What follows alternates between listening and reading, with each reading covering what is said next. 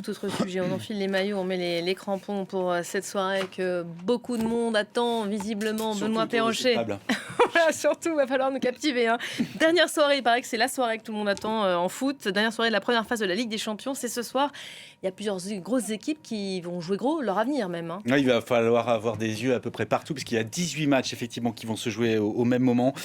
Parmi les cadors européens, seul Arsenal, premier du classement, et le Bayern Munich sont assurés de disputer les huitièmes de finale sans passer par les barrages. Pour le reste, c'est l'incertitude qui est totale, puisque les formations classées de la 6e place, la 6e place qu'occupe le PSG, et bien la 18e place occupée par Karabakh. Il n'y a que 3 points. Déjà éliminés, Francfort, Prague, Villarreal et Almaty sont les 4 seuls clubs qui n'ont plus rien à espérer de cette ultime soirée. Des enjeux différents pour les clubs français. Paris, Marseille et Monaco, le tenant du titre qui espère toujours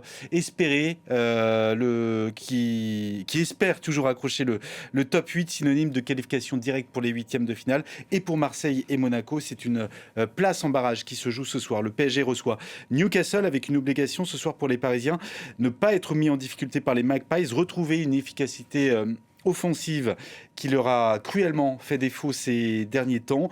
Ils avaient démarré parfaitement cette phase de Ligue avec 3 victoires de suite. Et puis il y a une forme de tension qui est apparue après le match nul face à Bilbao en décembre. Et puis la défaite sur le fil 2-1 face au Sporting Portugal la semaine dernière.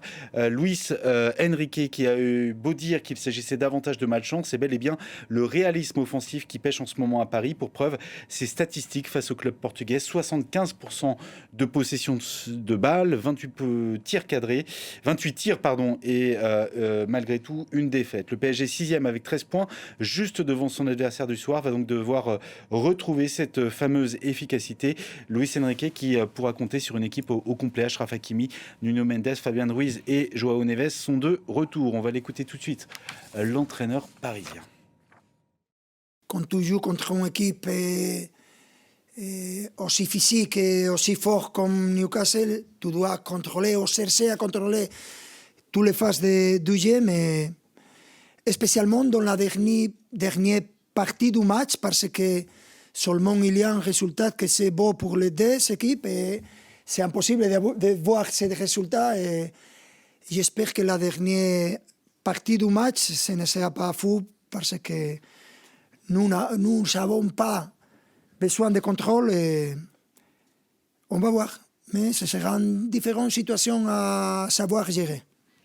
Voilà, une victoire ce soir qui assurait donc une place dans le top 8 pour les Parisiens, un top 8 qui leur permettrait d'éviter ces fameux barrages aller-retour du mois de février, et également de recevoir au retour au moins en huitième de finale. Bon, pour Marseille, les Marseillais, la victoire va être impérative. Oui, si les Marseillais l'emportent ce soir à Bruges en Belgique, c'est une place pour la phase à élimination directe que l'OM sécurisera. Un objectif que les Marseillais n'ont plus atteint depuis 15 ans. Le club phocéen qui reste sur un succès convaincant le week-end dernier face à Lens, qui lui permet de rester dans la course au titre en Ligue 1, qui lui a permis aussi de se rassurer avant cette dernière journée de phase de Ligue, après avoir été corrigé, on s'en souvient, la semaine dernière face à Liverpool à domicile, une défaite 3-0. C'est donc une finale ce soir que Marseille s'apprête à vivre en Belgique face à une équipe qui n'est pas encore éliminée, mais qui devra absolument gagner pour se qualifier. Le point faible de cette équipe belge, et sur lequel Roberto De Zerbi a sans doute insisté ces derniers jours auprès de ses joueurs, eh bien, la défense. 45 buts encaissés en 21 matchs entre le championnat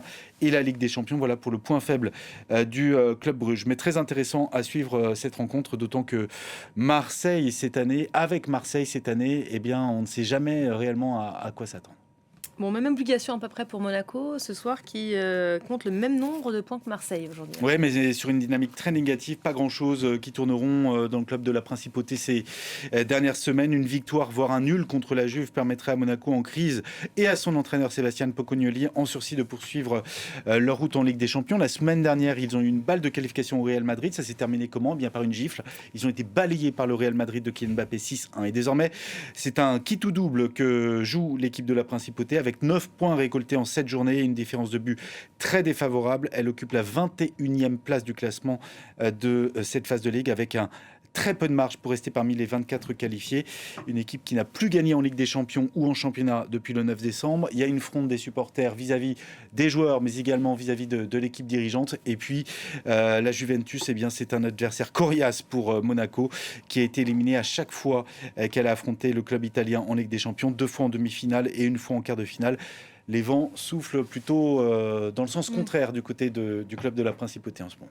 Là, rendez-vous dans le canapé, donc à partir de quelle heure, Benoît, qu'on sache À partir de 21h. Voilà, 21h.